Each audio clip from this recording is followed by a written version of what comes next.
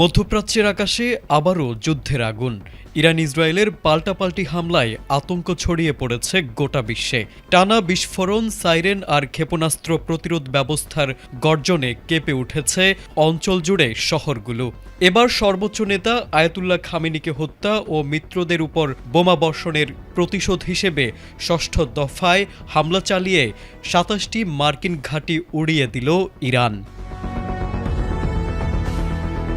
ইরানের রাষ্ট্রীয় সংবাদ মাধ্যম জানিয়েছে, ব্যাপক ক্ষেপণাস্ত্র ও ড্রোন ব্যবহার করে ইসরায়েল এবং এ অঞ্চলে অবস্থিত মার্কিন সামরিক স্থাপনাগুলোকে লক্ষ্যবস্তু করা হয়েছে। আইআরজিসির দাবি, তাদের হামলা ছিল সমন্বিত ও বহুমাত্রিক, যা শত্রুপক্ষের প্রতিরক্ষা ব্যবস্থাকে গুঁড়িয়ে দিয়েছে। রোববার ইরানের বিপ্লবী গার্ড এক বিবৃতিতে জানিয়েছে, ২৭টি মার্কিন ঘাঁটির পাশাপাশি ইসরায়েলের তেল নফ বিমান ঘাঁটি, তেল আবিবে অবস্থিত সামরিক কমান্ড সদর দপ্তর হাকিরিয়া এবং একটি বড় প্রতিরক্ষা শিল্প কমপ্লেক্সে হামলা চালানো হয়েছে।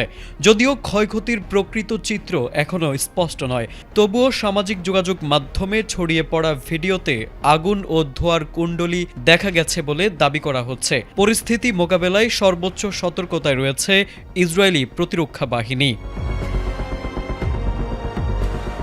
এদিকে সংঘাতের নাটকীয় মোড় আসে যখন যুক্তরাষ্ট্র ইসরায়েলের যৌথ হামলায় ইরানের সর্বোচ্চ ধর্মীয় নেতা আয়াতুল্লাহ আলী খামেনি নিহত হয়েছেন বলে দেশটির রাষ্ট্রীয় সংবাদ মাধ্যম জানায়।